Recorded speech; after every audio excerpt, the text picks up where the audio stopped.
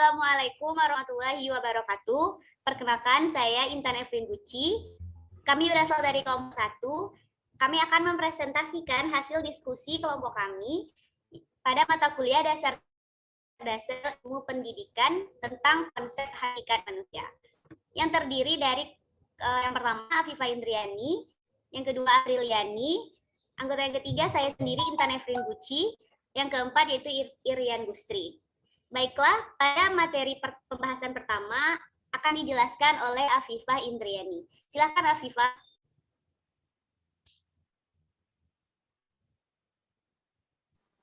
Terima kasih. Baiklah, di sini saya akan menjelaskan tentang sifat hakikat manusia. Pengertian sifat hakikat manusia. Sifat hakikat manusia merupakan karakteristik yang secara prinsipil membedakan manusia dengan hewan, meskipun antara manusia dan hewan banyak kemiripan, terutama jika dilihat dari segi biologisnya.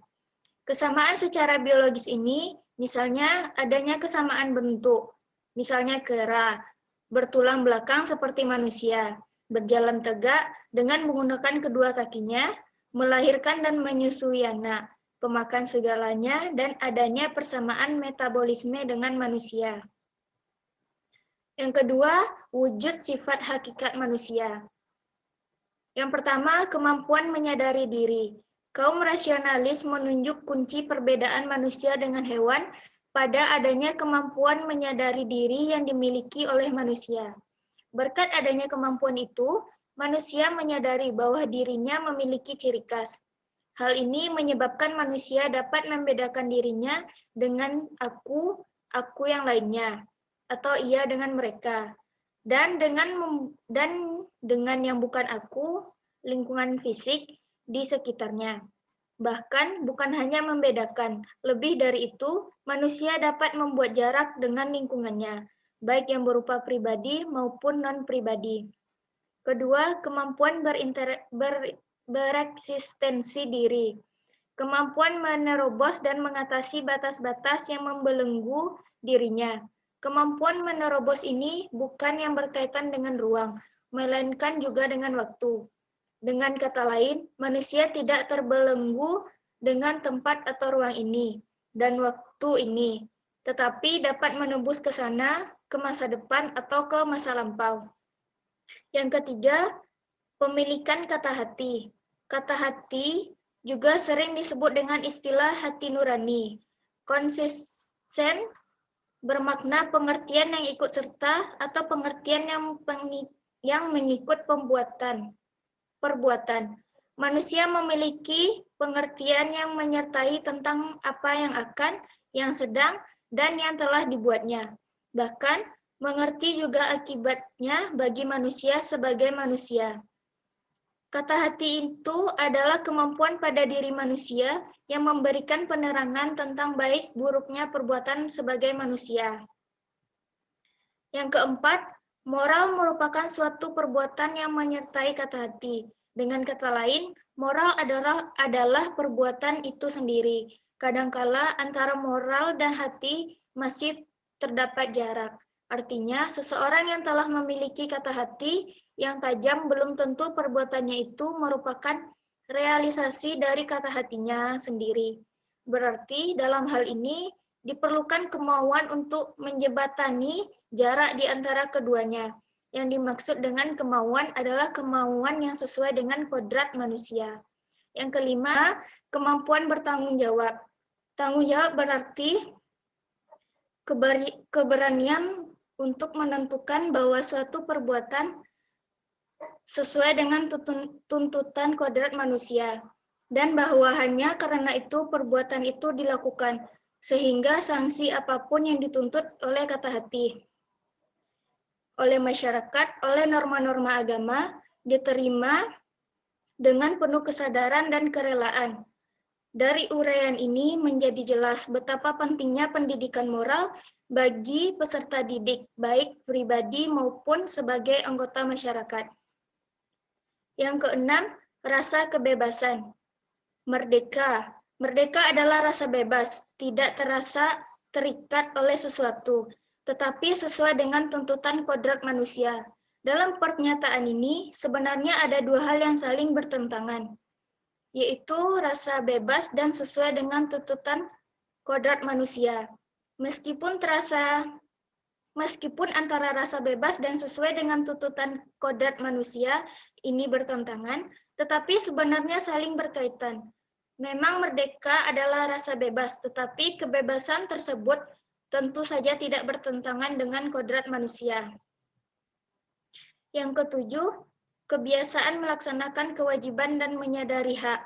Kewajiban dan hak adalah dua macam gejala yang timbul sebagai manifestasi dari manusia sebagai makhluk sosial.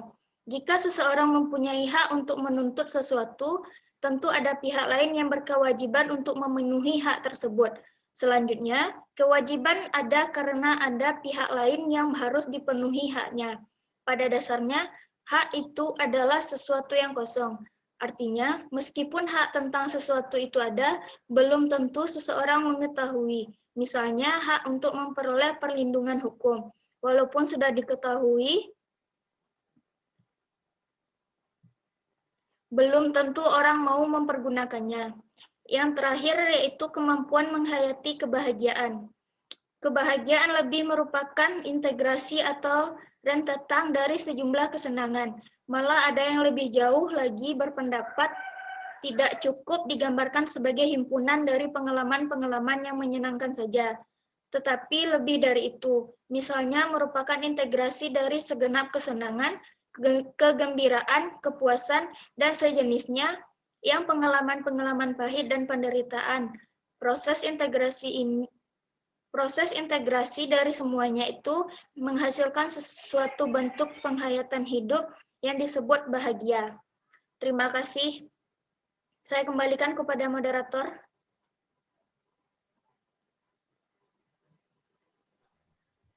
Terima kasih atas penjelasannya, Afifah. Materi selanjutnya akan dijelaskan oleh Apriliani. Pada Apriliani, saya persilahkan. Saya akan membacakan materi selanjutnya, yaitu tentang beberapa pandangan tentang hakikat manusia. Pertama, pandangan aliran psikoanalitik. A. Faktor pendorong perilaku manusia. Pertama, dorongan dalam diri manusia instinktif untuk memenuhi kebutuhan biologisnya. Kedua, manusia tidak memegang kendali atas nasibnya sendiri. B. Tokoh dan teorinya. Struktur kepribadian manusia, ide, ego, superego, ide sebagai penggerak, ego sebagai pengatur, dan superego sebagai pengawas atau pengontrol. Dua insting paling penting, insting seksual dan insting agresi. C. Kritik, bersifat dehumanisasi. Manusia dianggap makhluk tidak rasional yang tidak memiliki kontrol. D. Koreksi, neo-psikoanalitik. Selain tenaga dalam energi, manusia mempunyai kemampuan merespon berbagai jenis rangsangan.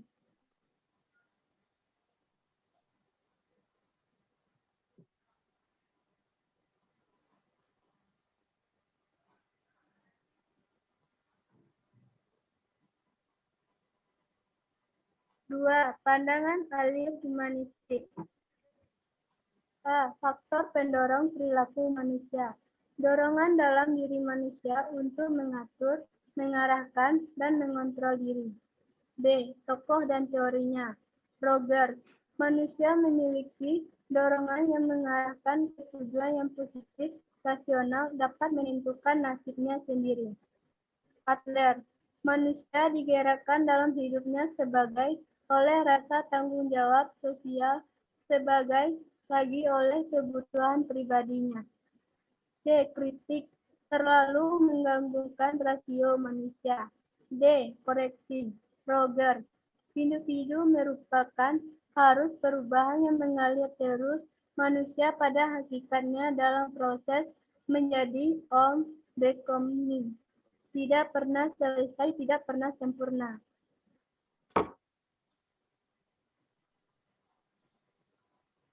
Pandangan aliran behavioristik. A. Faktor yang mendorong perilaku manusia. Lingkungan sebagai penentu tunggal perilaku manusia. Manusia sebagai makhluk reaktif yang perilakunya dikontrol faktor luar atau lingkungan. B. Tokoh dan teorinya. Kurt Lewin. D sama dengan F. No. Read N. C. Kritik. Bersifat dehumanisasi, manusia hanya dianggap makhluk reaktif yang perilakunya dikontrol faktor luar atau lingkungan. D. Koreksi.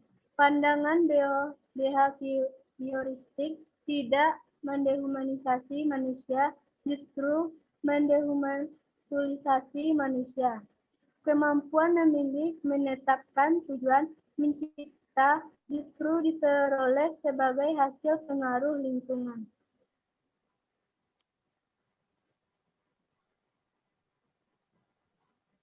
Empat, pandangan Pancasila. Manusia mempunyai keinginan untuk mempertahankan dan mengejar kehidupan yang lebih baik. Manusia makhluk Tuhan yang memiliki kemampuan dan keterbatasan, kebaikan dan keburukan. Manusia adalah makhluk pribadi dan makhluk sosial. Manusia hanya mempunyai arti dan dapat hidup layak dalam hubungannya dengan manusia lain. Hanya itulah saya kembalikan kepada moderator. Terima kasih atas penjelasannya, Apriliani. Materi selanjutnya akan saya jelaskan sendiri.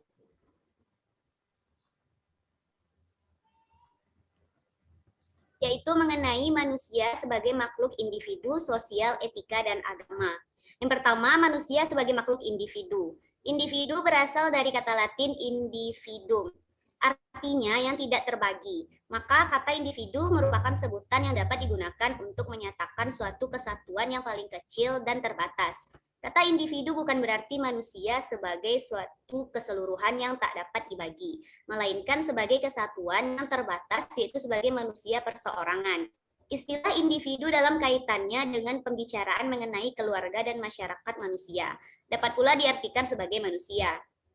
Menurut Oxendine dalam tim dosen TEP 2005, bahwa perbedaan individualis setiap insan nampak secara khusus pada aspek sebagai berikut. Yang pertama, perbedaan fisik, usia, tingkat, dan berat badan, jenis kelamin, pendengaran, penglihatan, kemampuan bertindak. Yang kedua, perbedaan sosial, status ekonomi, agama, hubungan keluarga, dan suku. Yang ketiga, perbedaan kepribadian, watak, motif, minat, dan sikap. Yang keempat, perbedaan kecakapan atau kepandaian. Yang kedua, yaitu manusia sebagai makhluk sosial. Manusia adalah makhluk yang selalu berinteraksi dengan sesamanya. Manusia tidak dapat mencapai apa yang diinginkan dengan dirinya sendiri. Sebagai makhluk sosial, karena manusia menjalankan peranannya dengan menggunakan simbol untuk mengkomunikasikan pemikiran dan perasaannya. Esensi manusia sebagai makhluk sosial pada dasarnya adalah kesadaran manusia tentang status dan posisi dirinya adalah kehidupan bersama, serta bagaimana tanggung jawab dan kewajibannya di dalam kebersamaan.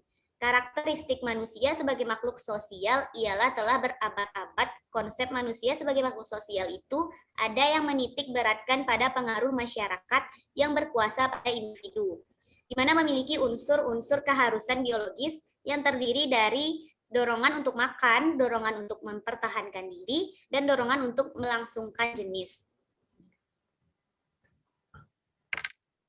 Yang ketiga yaitu manusia sebagai makhluk beretika. Etika berasal dari kata Yunani ethos. Secara etimologis, etika adalah ajaran tentang baik dan buruk. Etika sama artinya dengan moral yang berbicara tentang nilai susila atau tindak asusila. Baik dan buruk. Etika lahir karena kesadaran akan adanya naluri, solidaritas pada makhluk hidup untuk melestarikan kehidupannya. Kemudian, pada manusia, etika ini menjadi kesadaran sosial memberikan rasa tanggung jawab dan bila dipenuhi akan timbul rasa bahagia dan rasa untuk saling melindungi sesama manusia. Manusia sebagai makhluk beretika adalah tindakan dan perbuatan manusia di dalam kehidupan sosial, baik diwujudkan dalam kondisi baik atau buruk. Manusia harus hidup dengan memperhatikan nilai dan norma moral dalam kehidupannya. Nilai dan norma moral inilah yang akan menentukan dan terwujudnya sikap dan perilaku manusia yang baik dan benar, baik secara pribadi maupun kelompok. Manusia yang beretika mempunyai orientasi bagaimana ia menjalankan hidupnya untuk mengambil sikap dan bertindak secara tepat untuk mengambil keputusan tentang tindakan yang patut dilakukan. Selanjutnya yang keempat, yaitu manusia sebagai makhluk religius. Manusia diciptakan Tuhan yang Maha Kuasa dibandingkan dengan makhluk lain. Melalui kesempurnaannya itu, manusia bisa berpikir, bertindak, berusaha, dan bisa menentukan mana yang benar dan baik. Di sisi lain, manusia meyakini bahwa dia memiliki keterbatasan dan kekurangan. Mereka yakin ada kekuatan lain, yaitu Tuhan Sang Pencipta alam semesta. Oleh karena itu, sudah menjadi fitrah manusia jika manusia mempercayai adanya Sang Maha Pencipta yang mengatur seluruh sistem kehidupan di muka bumi ini. Oleh karena fitrah manusia yang diciptakan dengan tujuan beribadah kepada Tuhan Yang Maha Esa, untuk beribadah kepada Tuhan pun diperlukan suatu ilmu. Ilmu tersebut diperoleh melalui pendidikan. Dengan pendidikan, manusia dapat mengenal siapa Tuhannya. Dengan pendidikan pula, manusia dapat mengerti bagaimana cara beribadah kepada Tuhan Yang Maha Esa. Melalui sebuah pendidikan yang tepat, manusia akan menjadi makhluk yang dapat mengerti bagaimana seharusnya dilakukan sebagai seorang makhluk Tuhan. Manusia dapat mengembangkan pola pikirnya untuk dapat mempelajari tanda-tanda kebesaran Tuhan, baik yang tersirat maupun dengan jelas tersurat dalam lingkungan sehari-hari. Baiklah, sekian penjelasan materi dari saya. Materi selanjutnya akan dijelaskan oleh Irian Gusri. Kepada Gusri, kita persilahkan. Baik, saya akan lanjutkan materi bagian D, di mana pengembangan manusia seutuhnya. Manusia seutuhnya dapat didefinisikan sebagai manusia yang memiliki akal, kecerdasan, serta kesehatan jasmani dan rohani. Akal merupakan salah satu anugerah Sang Pencipta yang diberikan kepada manusia. Untuk itu, sebagai manusia yang berakal, sebaiknya kita menggunakan akal ini secara maksimal. Adanya akal dan kecerdasan haruslah ditunjang dengan kesehatan jasmani dan rohani. Apabila jasmani atau fisik kita lemah, maka akal dan kecerdasan yang dimiliki sulit untuk digerakkan. Kemudian rohani atau jiwa. Rohani yang dimiliki haruslah baik agar akal dan kecerdasan yang dimiliki dapat berjalan pada tempatnya. Maka dari itu, akal, kecerdasan, dan jasmani rohani haruslah berjalan beriringan karena ketiga hal tersebut adalah hal-hal yang selalu berkaitan dalam kehidupan manusia. Manusia sepenuhnya sebagai suatu konsepsi modern yang perlu kita analisis menurut pandangan sosial budaya Indonesia. Berdasarkan pikiran demikian dapat diuraikan konsepsi manusia seutuhnya secara mendasar, yakni mencakup pengertian sebagai berikut. Yang pertama, keutuhan potensi subjek manusia sebagai subjek yang berkembang. Kedua, keutuhan wawasan atau orientasi manusia sebagai subjek yang sadar nilai, yang menghayati dan yakin akan cita-cita dan tujuan hidupnya.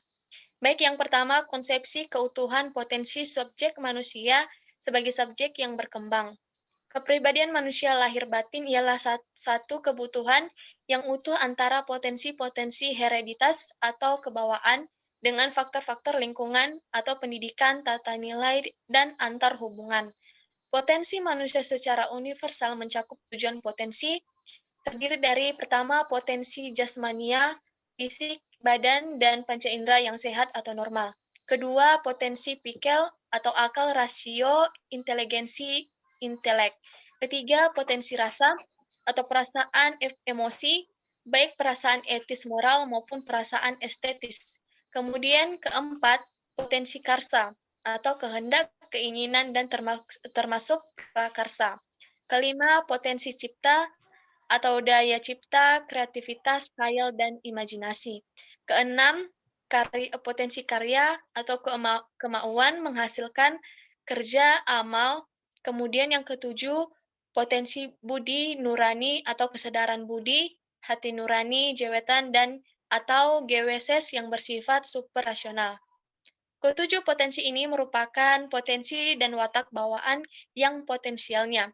Artinya, dalam proses berkembang dan tidak, perkembangan atau aktualitas itu akan menentukan kualitas pribadi seseorang. Kemudian yang bagian nomor 2, konsepsi keutuhan wawancara atau orientasi. Manusia sebagai subjek yang sadar nilai. Manusia sebagai subjek nilai ialah pribadi yang menjunjung nilai, artinya menghayati, meyakini, dan mengamalkan sistem nilai tertentu. Bahwa kehidupan di dunia akan berakhir dan akan ada kehidupan di akhirat. Kedua, wawasan individualitas dan sosial secara keseimbangan. Ketiga, wawasan individualitas jasmania dan rohania yang memiliki kesadaran tentang pentingnya kebutuhan jasmania dan rohania. Keempat, wawasan masa lampau dan masa depan. Mengingat masa lampau bisa memberikan kesadaran, cinta bangsa dan kemerdekaan, serta memiliki motivasi berjuang demi cita-cita nasional. Dari keempat wawasan ini akan memberikan aspirasi dan motivasi bagi sikap dan tindakan seseorang menurut kesadaran wawasannya masing-masing. Baik, sekian dari saya kembalikan kepada moderator. Terima kasih atas penjelasannya, Irian Gustri. Dengan berakhirnya penjelasan dari teman kita barusan, berakhir pula lah presentasi dari kelompok kami pada hari ini. Nah, jika ada kata-kata kami yang salah mohon dimaafkan. Kita di sini sama-sama belajar. Semoga apa yang kami presentasikan hari ini dapat menambah wawasan teman-teman sekalian. Saya moderator mengakhiri. Wabillahi taufik wal hidayah. Assalamualaikum warahmatullahi wabarakatuh.